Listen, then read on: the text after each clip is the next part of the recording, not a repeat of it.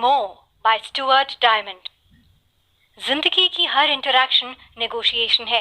आपको सीखना होगा कि कैसे आप ज्यादा से ज्यादा हासिल कर सकते हैं। हर रोज आप तरह तरह की सिचुएशन में अलग अलग लोगों से मिलते हैं।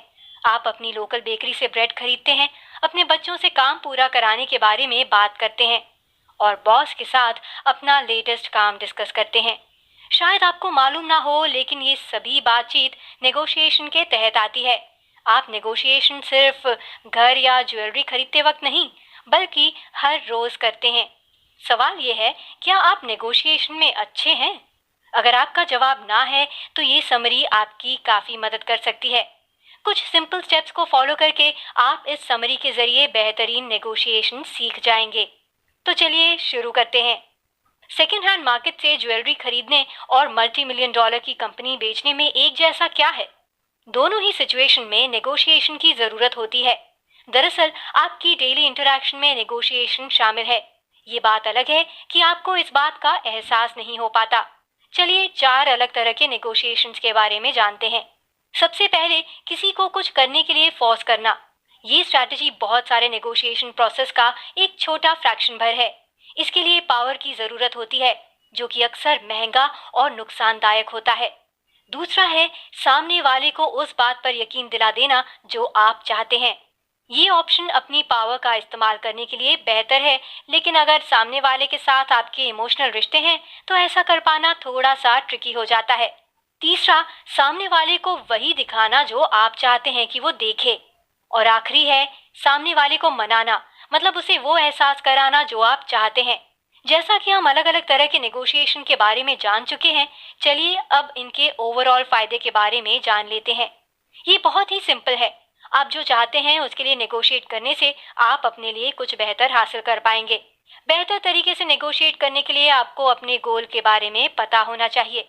अगर आपको नहीं पता कि आप इस नेगोशिएशन से क्या चाहते हैं, तो आप शॉर्ट टर्म सोल्यूशन पर राजी हो जाएंगे और अपने गोल से और दूर हो जाएंगे।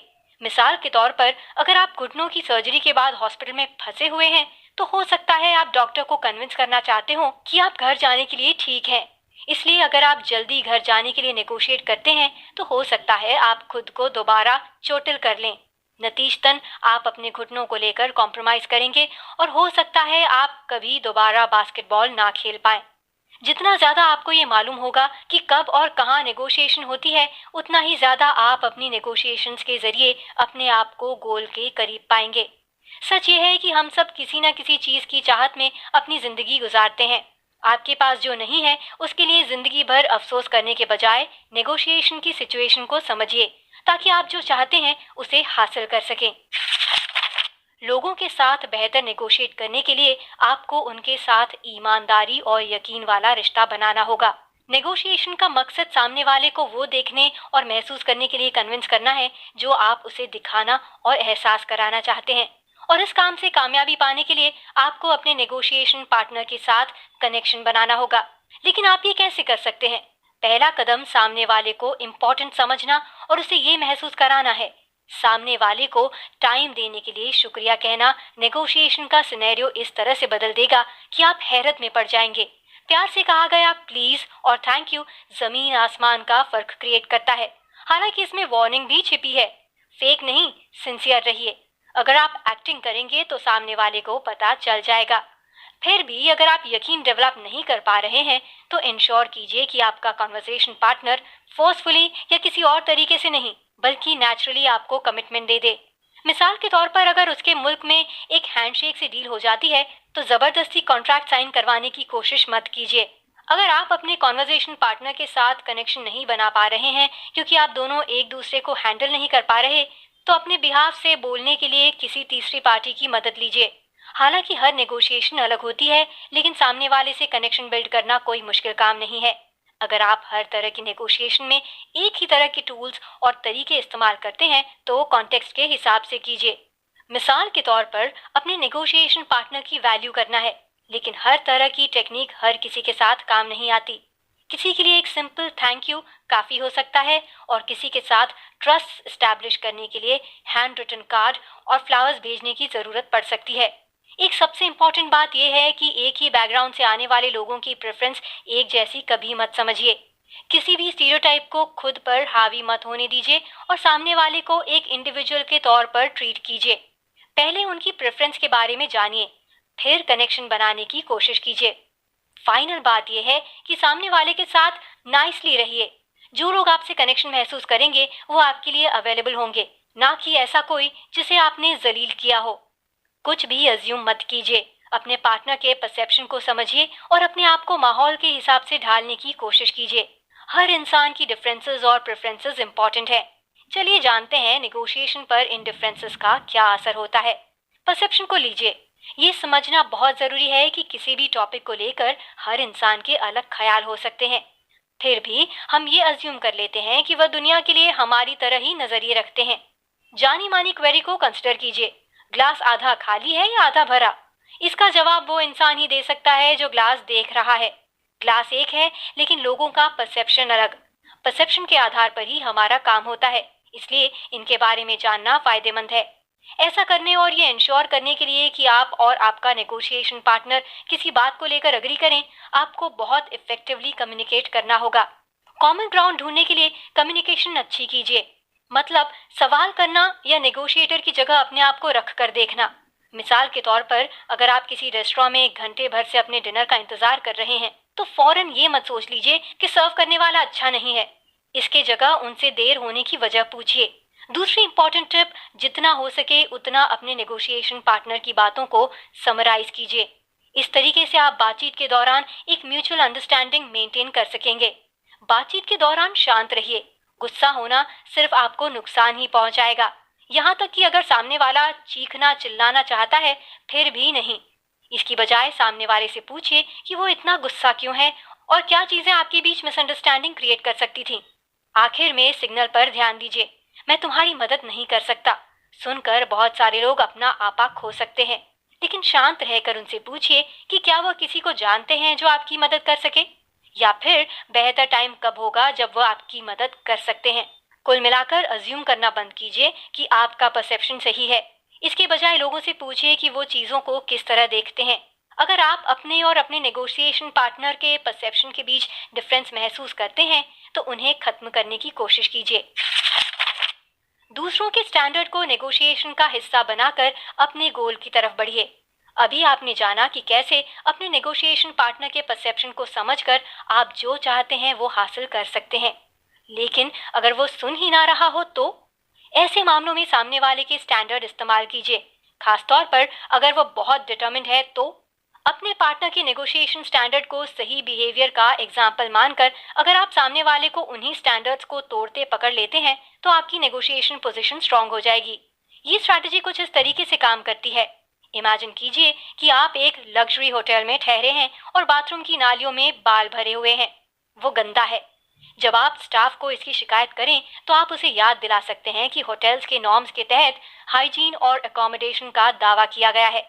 हालांकि हो सकता है किसी से कोई काम कराने के लिए ये टैक्टिक शायद काफी ना हो। एक बात यह भी है कि बहुत सारे लोगों को ये नहीं लगता कि जिस तरीके से वह ट्रीट किए जाना चाहते हैं, उसी तरीके से दूसरों को ट्रीट करना चाहिए। अगर ऐसा है तो अफसोस की बात है। अगर स्टाफ मेंबर कहता है कि वह बाथरूम नहीं साफ कर सकता, तो आप उसे याद दिलाइए कि वह होटल के ही स्टैंडर्ड के खिलाफ जा रहा है। सिंपल तरीके से कहें तो वह गलत बर्ताव कर रहा है। अगर इस स्ट्रैटेजी का इस्तेमाल डिसेंट टोन में और दूसरे लोगों के सामने किया जाए, तो ये काफी इफेक्टिव होता है। अपने गोल की तरफ धीरे धीरे बढ़ना चाहिए, ताकि सामने वाला आपको लॉजिकली फॉलो कर सके। इसके लिए डायरेक्टली होटल स्टाफ मेंबर के पास जाकर ये मत कहिए कि मेरे बाथरूम में बाल भरा पड़ा है और ये होटल के हाइजीन स्टैंडर्ड के खिलाफ है। उसके बजाय स्टाफ को चीजें स्टेप वाइज बताइए, ताकि वह कोई फैसला ले सके। मिसाल के तौर पर सवाल कीजिए कि क्या यह होटल इस शहर का सबसे बेहतरीन होटल है? इसकी हाइजीन पॉलिसी क्या है? उसके बाद ही आपको पूछना चाहिए कि यह पॉलिसी मेरे बाथरूम की गंदगी पर कैसे अप्लाई होती है। नेगोशिएशन में फैसले पर पहुंचने के लिए पता कीजिए कि आपका पार्टनर क्या चाहता है और फिर एक्सचेंज सेटअप कीजिए। अच्छा नेगोशिएटर जानता है कि हर इंसान दुनिया को अलग नजरिए से देखता है। चलिए अब जानते हैं कि कैसे परसेप्शन किसी भी चीज की वैल्यू डिफाइन करने में अपना रोल अदा करता है। पहले लोग चीजों और सर्विस के लिए बार्टर सिस्टम का इस्तेमाल करते थे। उनके पास जो चीजें होती थी, उसे अपनी जरूरत की चीजों से एक्सचेंज कर लेते थे। मिसाल के तौर पर कोई शिकारी 2 खरगोश के बदले बेकर से ब्रेड ले आता था। पैसों के आने के बाद ये सिस्टम सिंपल हो गया, लेकिन आज भी हमारे अंदर उस वक्त की कुछ खूबियां मौजूद हैं। इसका मतलब है बहुत सारे लोग परचेजिंग प्राइस की परवाह किए बगैर चीजों की कीमत लगाएंगे। मिसाल के तौर पर कोई आर्ट ऑक्शन लीजिए जहां 2 अलग-अलग लोग एक ही पेंटिंग के लिए 2 अलग-अलग कीमत अदा करने के लिए तैयार होंगे। 2 लोगों के 2 अलग-अलग कीमत के पीछे की वजह क्या होगी? एक बिडर सोच रहा होगा कि यह पेंटिंग उसके लिविंग रूम में बहुत अच्छी लगेगी, वहीं दूसरा बिडर पेंटिंग को देखकर बेहतरीन चाइल्डहुड की यादें ताजा कर रहा हो सकता है। दूसरे बिडर के लिए पेंटिंग प्राइसलेस है। आप इस नॉलेज का इस्तेमाल जो चाहते हैं उसे हासिल करने में कर सकते हैं। पता कीजिए कि आपका नेगोशिएशन पार्टनर क्या चीज वैल्यू करता है और फिर एक्सचेंज के लिए उसी का इस्तेमाल कीजिए। इसी के साथ कनेक्शन बनाना और उन्हें जानना फॉर्मिडेबल नेगोशिएशन स्ट्रैटेजी है। जैसा कि हमने अभी जाना, छोटी मोटी बातों से आगे बढ़िए और उस चीज पर आइए जो आपके नेगोशिएशन पार्टनर के लिए बहुत वैल्यूबल है लेकिन आपके लिए कुछ खास मायने नहीं रखती। ये जानकर आप एक्सचेंज कर सकते हैं। मिसाल के तौर पर अगर आप किसी जॉब के लिए अप्लाई करते हैं तो ये जानना हेल्पफुल हो सकता है कि एम्प्लॉयर फिलहाल किस चीज पर काम कर रहा है। हो सकता है वह एक इनिशिएटिव लॉन्च कर रहे हैं जो एम्प्लॉयज के लिए बोरिंग हो। अगर ये आपके लिए इंटरेस्टिंग है तो इस इंफॉर्मेशन का इस्तेमाल अपने इंटरव्यू में कीजिए। अब आपके पास ऑफर करने के लिए स्किल से ज्यादा कुछ है जो उन्हें उनके इनिशिएटिव में मदद कर सकता है। इस तरह एक पोटेंशियल एम्प्लॉय के तौर पर आपकी वैल्यू बढ़ जाएगी। इमोशंस को इग्नोर मत कीजिए क्योंकि ये नेगोशिएशन को खराब कर सकते हैं। इंसान इमोशनल होता है, लेकिन कभी कभी ये हमारे लिए फायदेमंद होता है और कभी सक्सेसफुल नेगोशिएशन के बीच में भी आ सकता है। इमोशंस आपको क्लियरली सोचने से रोक सकते हैं और आपका फोकस अपने इंटरेस्ट से हट सकता है। क्योंकि इमोशंस की वजह से नेगोशिएशन खराब हो सकती है, इसीलिए आपको उससे डील करने की जरूरत है। अगर इमोशन आपके नेगोशिएशन पर हावी हो जाता है, अचानक से आप और आपका नेगोशिएशन पार्टनर कोई भी रैशनल आर्ग्यूमेंट रखने में अपने आप को नाकाम महसूस कर सकते हैं। ऑथर ने एक डिवोर्स केस में ऐसा देखा था जिसे वह मीडिएट कर रहे थे। हस्बैंड फ्रस्ट्रेट हो गया क्योंकि इस पूरे प्रोसेस में बहुत वक्त और टाइम लग रहा था, इसलिए उसने अपनी वाइफ को अपने मौजूदा सभी एसेट्स ऑफर कर दिए। बस उसे इस पूरे प्रोसेस से बाहर निकलना था। क्योंकि वाइफ अपने हस्बैंड से बहुत नाराज थी, इसलिए उसने इस मुद्दे पर नेगोशिएट करने की ही नहीं सोची। ऐसे माहौल में सक्सेसफुल नेगोशिएटर बनने के लिए आपको सामने वाले की फीलिंग्स समझनी चाहिए और इमोशनल पेमेंट का रास्ता चुनना चाहिए। आपको सामने वाले को इमोशनल रिलीफ प्रोवाइड करने की जरूरत है। इसे दिमाग में रखते हुए ऑथर ने वाइफ को समझाया कि अगर वह हस्बैंड के ऑफर को मान लेती है और उसके सभी मौजूदा एसेट्स ले लेती है तो उसके पास कुछ नहीं बचेगा और ये उसके लिए बहुत पेनफुल सिचुएशन होगी। वाइफ ने सेटलमेंट को समझकर खुद को जरूरी इमोशनल रिलीफ प्रोवाइड किया। वह समझ गई थी कि हस्बैंड भी उतनी ही तकलीफ सहेगा जितनी उसने सही है, और वह मान गई। जब किसी की फीलिंग को समझ रहे हो तो एक बहुत जरूरी चीज सिंसियर रहना है। किसी के साथ इमोशनल कनेक्शन की एक्टिंग करना शुरुआत में कारगर हो सकता है, लेकिन अगर सामने वाले को एहसास हो गया तो ये लॉन्ग टर्म रिलेशनशिप को बर्बाद कर देगा। वेल प्लान्ड और प्रैक्टिकल स्ट्रैटेजीज के साथ अपने आप को हर तरह के नेगोशिएशन के लिए तैयार रखिए। जैसा कि आपने बहुत सारे टूल किट के बारे में जान लिया है, आप इन तरीकों को बेस्ट वे में कैसे अप्लाई करें ताकि अगली नेगोशिएशन के लिए पूरी तरह तैयार रहें। इसके लिए गेटिंग मोर मॉडल का इस्तेमाल कीजिए। ये आपके नेगोशिएशन को एक स्ट्रक्चर देने में मदद करता है। ये कुछ इस तरह काम करता है। सबसे पहले नेगोशिएशन की बुनियादी चीजें आउटलाइन कीजिए। फिर अपने गोल और उनके बीच में आने वाली प्रॉब्लम्स को आइडेंटिफाई कीजिए। डिसीजन मेकर और किसी थर्ड पार्टी सहित नेगोशिएशन के सभी पार्टिसिपेंट्स को लिस्ट आउट कीजिए। मान लीजिए कि आपको न्यूयॉर्क टाइम्स में रिपोर्टर की पोजीशन चाहिए। इस मामले में अपनी प्रॉब्लम्स को पहचानिए, मतलब क्या चीज आपके और आपके मकसद के बीच आ सकती है। हो सकता है ये आपके अंदर एक्सपीरियंस की कमी हो या फिर आपको ट्रेनिंग की जरूरत है। पता कीजिए कि कौन एप्लीकेशन को पढ़ और फिल्टर कर रहा होगा। ध्यान रखने वाली दूसरी बात ये आइडेंटिफाई करना है कि यहाँ पर आप कौन सी नेगोशिएशन टेक्निक का इस्तेमाल करेंगे। इसके तहत आपको दोनों ही पार्टीज की जरूरत को समझना होगा, चाहे उनमें से कोई बिना वजह ही क्यों ना हो। दूसरे नेगोशिएटर का परसेप्शन समझने की कोशिश कीजिए और अपने आप को उनकी जगह रख कर देखिए। सोचिए कि किस तरह की नेगोशिएशन अप्रोच अपनानी चाहिए और सामने वाले के पर्सनल स्टैंडर्ड को खंगालना मत भूलिए। अपने आप को बेहतरीन आइडिया के साथ किसी भी नतीजे के लिए तैयार रखिए। जैसे कि अगर किसी तरह की प्रॉब्लम आ गई तो आप क्या कहेंगे या करेंगे। अपने गोल्स को छोटे छोटे हिस्सों में डिवाइड कर लीजिए ताकि सामने वाला इसे बेहतर तरीके से समझ सके। चौथी बात जो ध्यान रखने वाली है वो ये है कि उस काम पर ध्यान दीजिए जो आपको अपना गोल हासिल करने में मदद कर सकता है। कौन से ऑप्शंस आपको वहां तक पहुंचा सकते हैं, आपको कैसे और किसके सामने अपना प्रपोजल पेश करना चाहिए, किस वक्त और किस फॉर्म में काम होना चाहिए। आखिर में सोचिए कि आप सामने वाले से किस तरह की कमिटमेंट चाहते हैं और प्रपोजल के बाद का स्टेप क्या होगा।